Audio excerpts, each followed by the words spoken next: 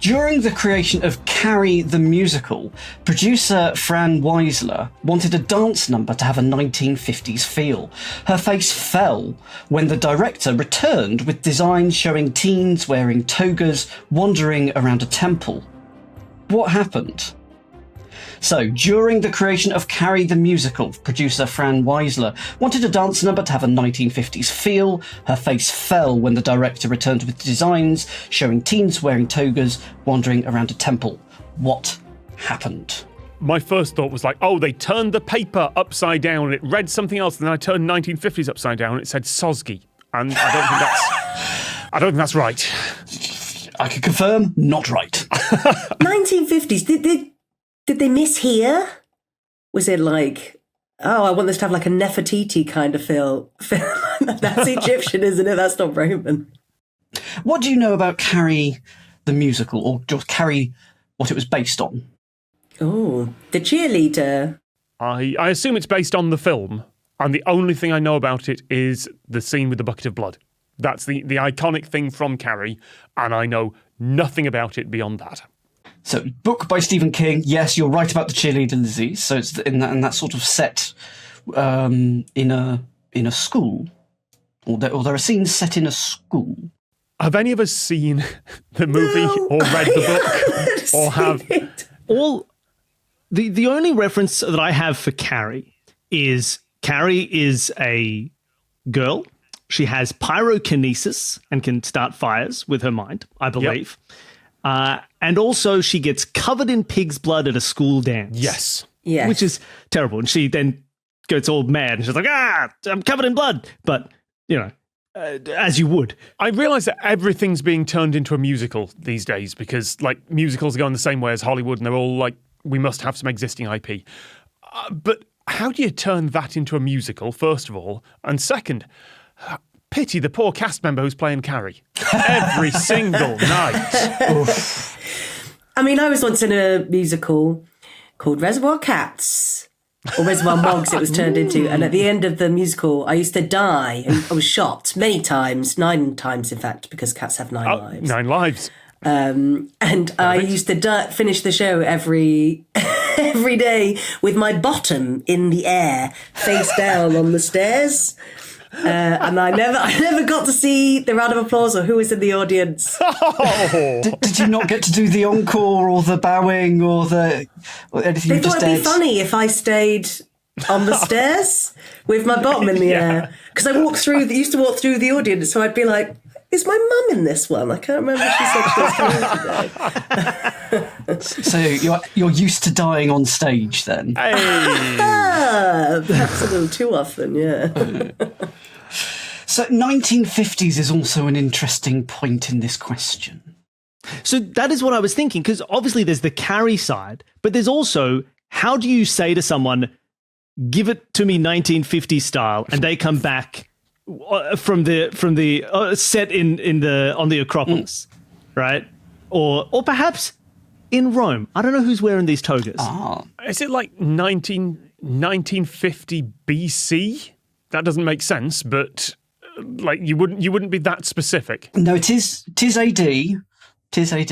You wouldn't be that specific. You wouldn't say, I want this to look exactly like 1950 before. No, it doesn't. Well, see, this is, I reckon it must be in the language. I reckon they didn't say, give it to me in a 1950s thing. I'm doing it every time, Tom. I'll do it differently for you. Here you go. No, it's fine. It's just every time. Every time, Bill, that you suddenly say those words. I'm going to snicker a little bit at the words "give it to me" 1950 stuff. I don't know what that is. I don't know what that would be, but I'm going to snicker at it. Yeah, like she didn't say like "f me" like it's post-war.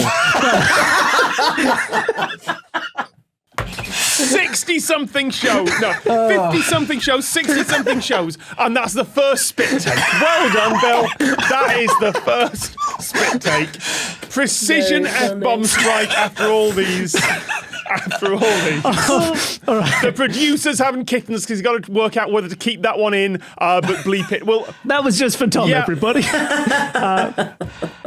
But I think the wording is the important part, because I reckon it wasn't like, oh, I want to see this dance number like it is the 1950s. There'll be some word, some association, like, I want it She to be... did not say 1950s. You're exactly right. Exactly. So what word... This is the question, I think, is what word would one person say thinking 1950s that another person would be like, was there a 1950s triumvirate? And so you'd be like, oh, I do it like the triumvirate times. Like, great, Rome, I'm good. We are looking for a connection between the 1950s and Roman times from someone who sets questions about connections. Was there Emperor Gilbert and Sullivan? That's what I'm asking. Did they exist? Was it a musical style of the 1950s? You can say that. I think so. We talked earlier that Carrie was set in a little bit of a school theme, so maybe that was what the producer might have been after. Okay, 1950s American schools. Oh, so like not the school library, but the Library of Alexandria.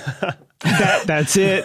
It was an autocorrect. I'm trying to think like American school stereotypes, like varsity jackets or sports teams, or was the Toga party? Is it a toga party? Hold on. Toga party. American high schools all have mascots.